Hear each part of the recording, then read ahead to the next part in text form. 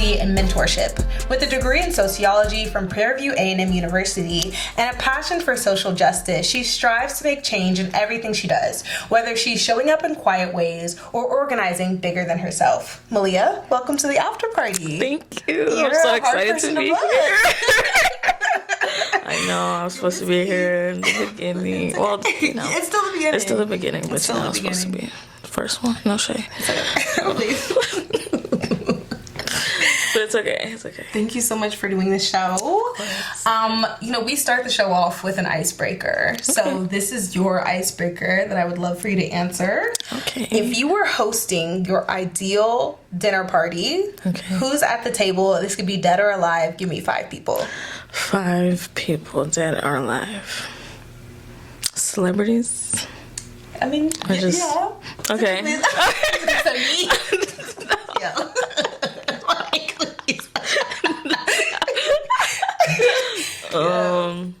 I'm gonna just do the first people that comes to mind. For sure. Michael Jackson. Okay.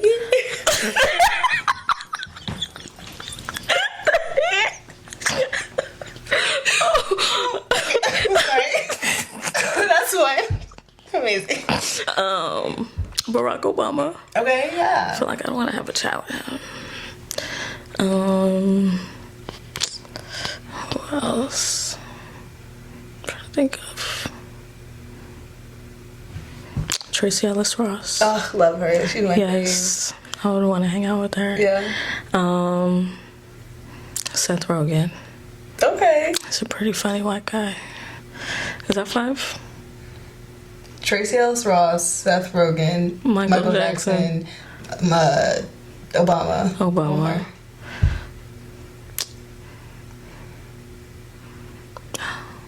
This is hard. There's a lot of people in this world, dead and alive. Yeah. Billions, someone say. Billions, some would say. Princess Elizabeth. Okay. Princess Elizabeth? Isn't that her name? Queen Elizabeth? No. Oh, no, what's the princess's name? Which one? The one Princess Diana. Princess Diana. Yeah. Y'all know what I meant. Amen. Y'all know. Okay, thank you so much for that. Okay, let's talk about kind of how you got to where you are now. So you went to high school for a specific agriculture program. Then you continued that path in college, and then you switched to sociology and kept agriculture as your major. So what would be the reason for the switch, and how do those two worlds, sociology and agriculture, connect for you? So when I was younger, I always knew I had a real deep passion for animals and making sure they were all right. I used to see those commercials all the time with the Arms of the Angel song in the background, and I used to cry. I used to cry real tears, and I was like, oh my gosh, I really care about animals, so I could work with animals. So when I was in elementary school, I wanted to be a marine biologist because somebody that I was really close to, she wanted to be a marine biologist as well. So I was like, okay, big sister vibes, I'm gonna follow in her footsteps because I do want to work with animals. And then when I was in middle school, I was like, okay, well, I just think animals are interesting. I just wanted to do research about them. So I was interested in zoology, which very rare major. It was only so many schools I could choose from when I was starting to look into that being my major. So then I ended up going to a high school that had an agriculture program attached, and the classes were cool. And then senior year, I decided to raise a pig, and that was interesting. It was a girl. Her name was Pepper. I did sell her because I know that it's always a question. What happened to Pepper? She did get sold. And I was like, no longer with this. Long gone. I didn't eat her though. She did. She's humane. I'm humane. Amen. I just sold her though. Well. Hey, good. Straight out, forgive you. Just sold her. Whoa. Sorry. So I decided I wanted to do that in college. I had to go to an A&M school because that's really where you can get an animal science degree. So I chose my illustrious HBCU, Prairie View A&M University. Shout out to the Panthers. And I continued my animal science education there. It was around junior year. I had this really hard class, anatomy and physiology.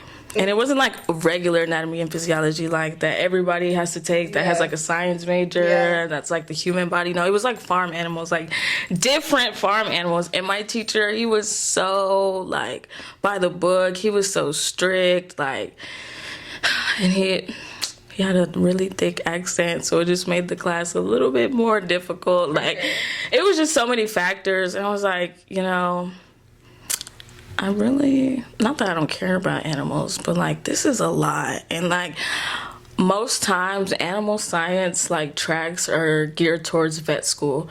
I was like, I know I don't want to go to vet school. By the time I went to college, I wanted to do like animal rehabilitation.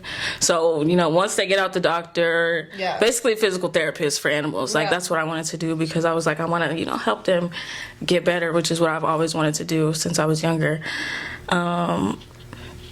So it was junior year. I was like, this is hard. I don't really want to do this anymore.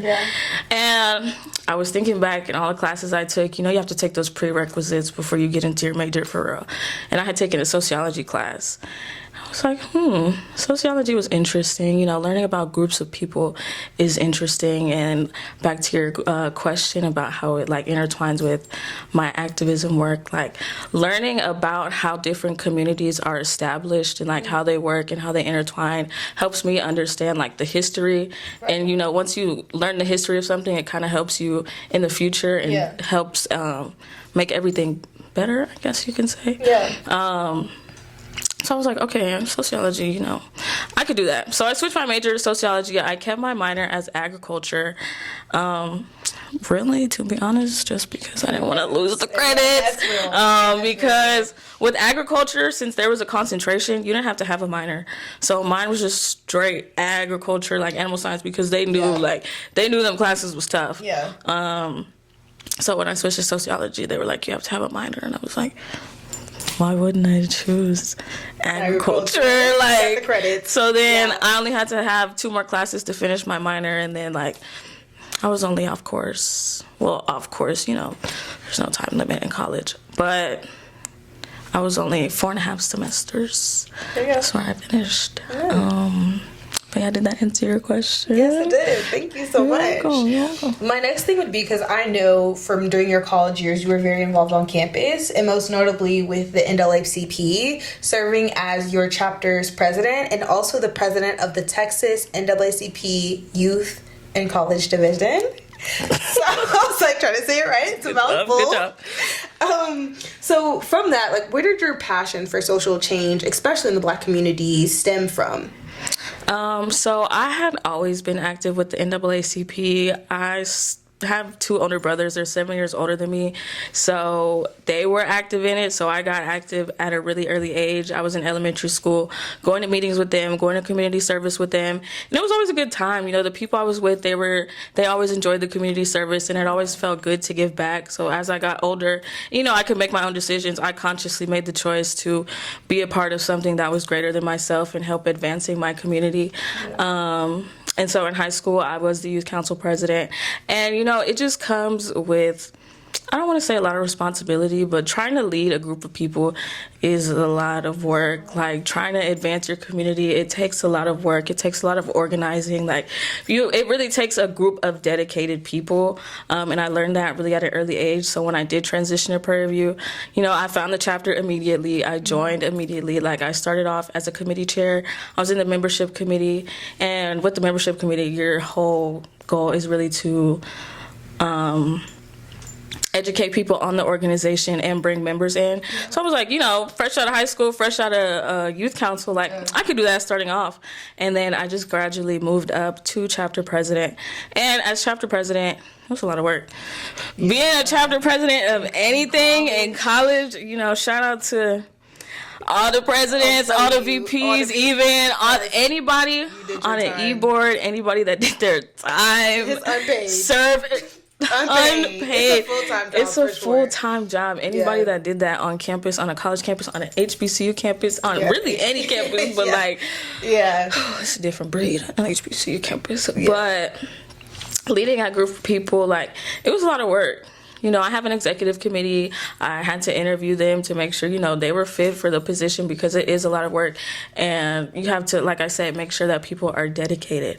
But it was really beneficial, being able to reach people in a close proximity. In the youth council, people kind of have to come to you. They have to drive. They have to commute in some type of way. But on a college campus, everybody's already there. So if you organize community service on campus, they're there. If you have certain events on campus, voter registration drives, it's right there. And if you put it in the most common place, there's traffic. Like, you're always engaging with people. So that was really rewarding. And especially being president of Texas Youth in College, which is president of every single unit, my outreach was even greater. And that's one of my biggest goals in life, is to have a greater outreach on my community to be able to serve and help properly. Going off of that, there's so many issues that the NAACP covers, and also just issues that we have in the world in general. But what is a social issue that you think more people our age should be paying attention to? One social issue. Oof. I know. It's a lot to choose from. It's really between either still police brutality, which is, I just saw a video recently, so that's what popped up in my head first. But then also, the use of AI and the environmental impacts. I know we were talking about that earlier. I feel like those are two things that the community really needs to focus on. I feel like there's so many side conversations that don't need to be happening. Everybody's putting their energy into the wrong things. I don't know, we need to be talking about everybody using ChatGPT as a therapist, instead of, going to the resources that, you could possibly find in your community. It's just so many unnecessary conversations. Twitter. But, Twitter. Right. We could be talking about so many other things. And, I don't ever want to tell nobody how to spend their money, but investing back into our community. Yeah. All of that. That's pro. It's exhausting. Quite literally exhausting. Tired. To lift our spirits, because that was just a heavy topic, we have a game. Oh, okay. It's called To Freedom! To Freedom! Okay. So, I'm going to read off some quotes, and you have to let me know who you think said it from the options that I give you. Okay? It's going to be A, B, and C. You have to choose which one, since you're down for the cause. Okay, the first one is, the quote is, "What we do is more important than what we say or what we believe." So is it A, Booker T. Washington, B, Zora Neale Hurston, or C, Bell Hooks? B. That is incorrect. It is actually going to be Bell Hooks. Okay. But shout out to Bell Hooks. Shout out Bell Hooks, for real. Okay, next one. This quote is, "I am no longer accepting the things I cannot change. I'm changing the things I cannot accept." Is it A, Shirley Chisholm, B, Angela Davis, or C, Sojourner Truth? And the crazy thing is, I've heard that quote, but I cannot remember. Okay. Shout out to the Mahogany Brain Challenge. Oh my gosh! That's what we need to bring back to the community. It's still around. Oh. It just went. No, but the kids don't be doing. They're not participating as heavy. They're not participating. They don't. I mean, yes, that was yes. Yeah, they're not participating in the community. But I have heard that quote before. Yes. But can you read the options again, please? Oh yes. Okay. So it's gonna be either A, Shirley Chisholm, B, Angela Davis, or C, Sojourner Truth. I'm gonna go with A. B. Yes! It's B! You ate that! Period. Okay, here's the next one. Injustice anywhere is a threat to justice everywhere. Is it either A, Martin Luther King Jr., B, John Lewis, or C, Jesse Jackson? Those are all good options. Yes. Yes. Wow. Great leaders in our community. Can you read the quote again? Yeah. Injustice anywhere is a threat to justice everywhere. Martin Luther King. Yes! Okay. Yes! It was Sound like some Martin would say. Okay, and then we have, a man who stands for nothing will fall for anything. Amen. So is it, and that's real, and that's deep. Okay. Okay. So is it A, Booker T. Washington, B, Frederick Douglass, or C, Malcolm X? Can you read the quote one more time, A please? man who stands for nothing will fall for anything. Malcolm X. Yes! Great job! Thank you. Good. Okay, so thank you for our quick little game. We got our spirits, back up high a little bit. A little bit. I want to talk about your day-to-day life. So I feel like it's definitely a lot different than what your focuses have been previously. So you're currently working in residential life. What did you see yourself working here post-grad, or where did you see yourself after you graduated? I did not see myself there post-grad. Like many others, I was applying right after I graduated, Yep. anywhere and everywhere, and it was just, the cookie that crumbled. It was just the way everything aligned. But I really enjoy it. I started off working at Prairie View, which is a school that I went to.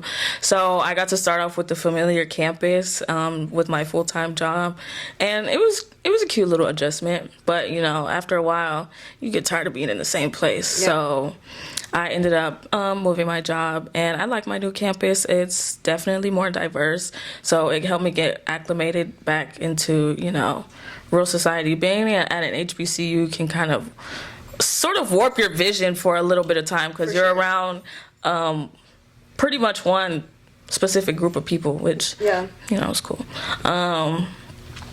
But I really enjoy my job talking to college students. Even though I'm not that far off, there is a little bit of a difference. For sure. But they're really funny. They are hilarious. I be cracking up at work. They be having me cackling. And they be 18, 19, 20. And, I just turned 24. So I be really feeling like auntie for real now. But I really enjoy my job, getting to know them, getting, these COVID babies. Scary. These COVID babies, it's scary, but they're really interesting. It's really fun. For sure. But I did not see myself there. Yeah. I really, to be very transparent, I don't know what I saw myself doing after college. I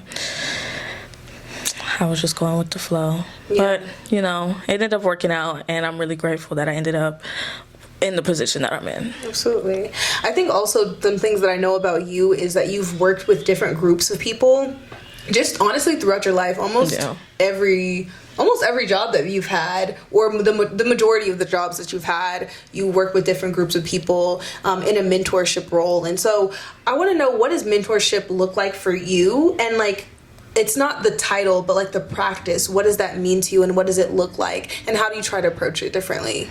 So in the beginning, he's a friend now, but at first, he was my mentee. Mm-hmm. And I didn't really, realize he was my mentee at first. But, it sounds cliche, but it's, those people that you see the potential in. Like I said earlier, when I had to look for executive committee members when I was president of the NAACP, I had to interview a lot of people. And it was, certain individuals, I was there's something there for real. Let me give you a chance. Let me try to find you a position, even if, all the other positions are filled. I'm going to try to fit you in somewhere, trying to, get you to work, pretty much. Yeah. He was ready to work for the organization and for the advancement of, Black people, which is the mission of the organization.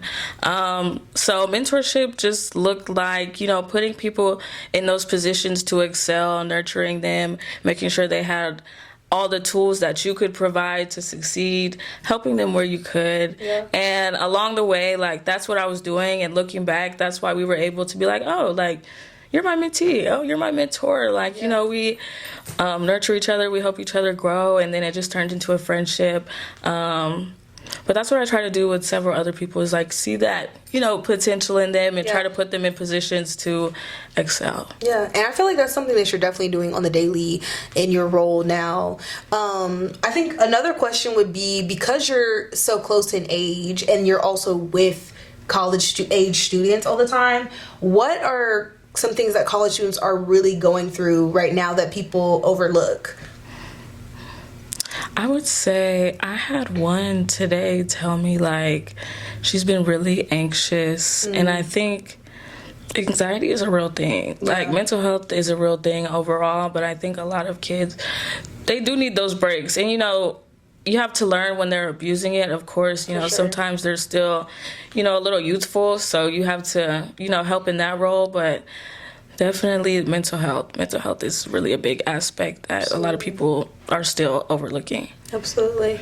Yeah, I think, that's a big thing. Even in my experience, like, we're not that far removed from college. I'm about 1.5 years out now, but, like, anxiety, I think, was a big thing. I think it's nice to have people that are younger working in administration, especially when it comes to colleges, because I think some other generations don't necessarily understand, and it's hard to kind of navigate that. So I'm glad you're there for that and like doing the best you can with that, because I wish I had a you. Definitely. They bring that up all the time. They'd be like, weren't you just in? I'd be like, no, I'm old. Like, I'm old. But it's also like sometimes when I try to relate to them, I'll be like, I wasn't, too far. I'm not too far removed. Like, I know the tricks. I know everything. Right. Like, yeah.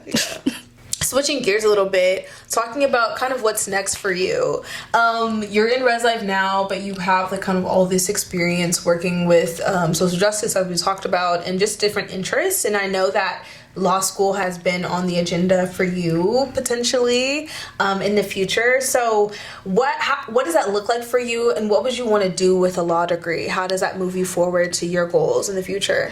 So moving forward, it looks like finding the best law school program, of course, for me. And I feel like every law school is tailored differently, because I know there's different types of laws. Yeah. So just first of all, finding a good law school for me in a good city that I want to live in. I can't have it all, but if I can, I'm going to try to, be in the city that I want to live in, go to the school I want to go to, be able to work the job that I want to work to be able to, succeed in law school. But with that, I do eventually want to go to Congress. And, I was thinking about my journey and like what I want to do with my life and, how I want to impact my community, like I was speaking about earlier. I was like, okay, I could work with the law. And then I was like, I could be a judge. But then I was like, do I want to be a judge? Like, I don't necessarily want to uphold laws that I don't agree with all the time. And, because, right is right and wrong is wrong. And if it's the law, then it's the law. And as a judge, I would have to uphold that even if I don't agree with that. Once I'm sworn in, I'm upholding the law. Yeah. So I'm like, respect. Maybe I could be... Respect to the law. Respect to the law. Respect to the law. Real. So I was like, maybe, I could be the person that makes the laws. And I was like, oh, it's Congress. Like, so that's the goal. Once I find that law school, then I do want to get into that city where I can work on those connections, work with the, can I say what party? Is this the nonpartisan? You can just say your affiliation. Okay, just making sure the brand deal. Affiliate. Right. Right. No, but yeah. But either way, working for the Democratic Party, whatever, city that I work in, which preferably would be a blue city, which is why, my options are are limited, just a little bit. Yeah. But yeah, those are the next steps. But I'm enjoying, the journey right now.